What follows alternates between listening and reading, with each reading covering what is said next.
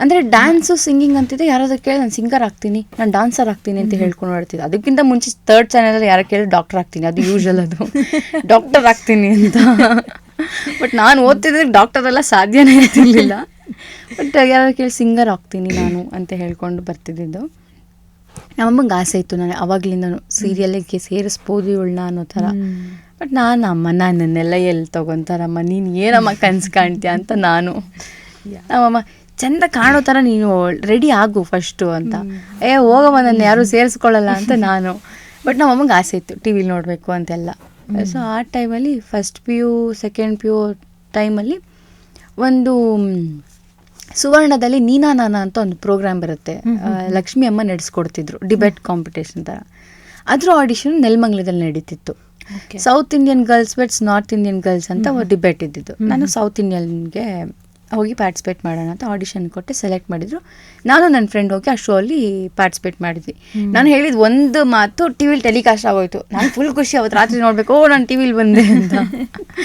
So ಅಲ್ಲಿದ್ದವರು serial ಮಾಡೋದಕ್ಕೆ interest ಇದೆಯಾ ಅಂತ ಕೇಳಿದ್ರು. ಇವರೇ ಕೇಳ್ತಿದ್ದಾರೆ ಅಂದರೆ ಒಂದು ಹೋಪ್ಸು, ಇವರೇ ಕೇಳ್ತಿದ್ದಾರೆ ಅಂದರೆ ನಮ್ಮಮ್ಮ ಹೇಳಿದಲ್ಲಿ ತಪ್ಪಿಲ್ಲ, ಒಂದು ಟ್ರೈ ಕೊಡ್ಬೋದು ಅಂತ. ಅವಾಗ ಒಂದು ಫೋಟೋ ಶೂಟ್ ಮಾಡಿಸಿದ್ರು ಅಮ್ಮ ನನಗೆ. ಒಂದು ಫೋಟೋ ಶೂಟ್ ಮಾಡಿ ಫೋಟೋಸ್ ಹಿಂಗೆ ಕೊಡೋದು, ಯಾರಾದ್ರೂ ಕೇಳಿದ್ರೆ ಕೊಡೋದು ಮಾಡ್ತಿದ್ವಿ. ಆಗ ಲಕ್ಷ್ಮೀ ಬಾರಮ್ಮ ಸೀರಿಯಲ್ ಎಲ್ಲ ಬರ್ತಿತ್ತು. ಆ ಸೆಟ್ಟಿಗೆಲ್ಲ ಆಡಿಷನ್ಸ್ ಎಲ್ಲ ಕೊಡೋದು, ಸುಮಾರು ಆಡಿಷನ್ ಕೊಟ್ಟಿದ್ದೀನಿ. ಅಮ್ಮ ಇದು ನನಗಲ್ಲ ಅನ್ಸುತ್ತೆ ಬಿಡು ಅಂತಲೂ ಹೇಳೋದು ನಾನು. ನನಗೆ ಆಡಿಷನ್ಸ್ಗೆ ಹೋದಾಗೆಲ್ಲ ಡೈಲಾಗ್ ನೋಡ್ಬಿಟ್ರೆ ಫುಲ್ಲು ಕೈ ಕಾಲಲ್ಲೆಲ್ಲ ಸ್ವೆಟ್ಟು, ತಣ್ಣ. ಅಮ್ಮ ಇಷ್ಟೆಲ್ಲ ಹೇಳೋಕ್ಕಾಗಲ್ಲ, ನಡಿ ಮನೆಗೆ ಹೋಗೋಣ. ಏಯ್ ಅಲ್ಲಿಂದ ಬಂದಿದ್ದೀವಿ ಕಣೆ, ಇದೊಂದು 2 ಲೈನ್ ಹೇಳೋಕ್ಕಾಗಲ್ವ ನಿನಗೆ ಅಂತ. ಅದು ಕಷ್ಟಪಟ್ಟು ಅದನ್ನು ಓದಿ ಬಹೆಟ್ ಮಾಡಿ ಆ ಡೈಲಾಗ್ ಹೇಳಿ ಆಡಿಷನ್ ಕೊಟ್ಟು ಬರೋದು. ಸೆಲೆಕ್ಟ್ ಆಗ್ತಿರ್ಲಿಲ್ಲ.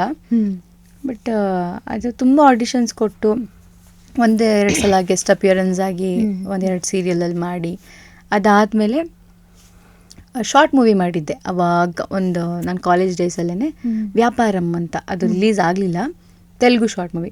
ಅದರಲ್ಲಿ ಇದು ಡೈರೆಕ್ಟ್ರು ಒಬ್ಬರು ನಾನೊಂದು ಮೂವಿ ಮಾಡ್ತಾ ಇದ್ದೀನಿ ಅಂತ ಕರೆದು ಆಡಿಷನ್ ಮಾಡಿದ್ರು. ಅಡಚಣೆಗಾಗಿ ಕ್ಷಮಿಸಿ ಅಂತ ಒಂದು ಮೂವಿ ಮಾಡಿದೆ.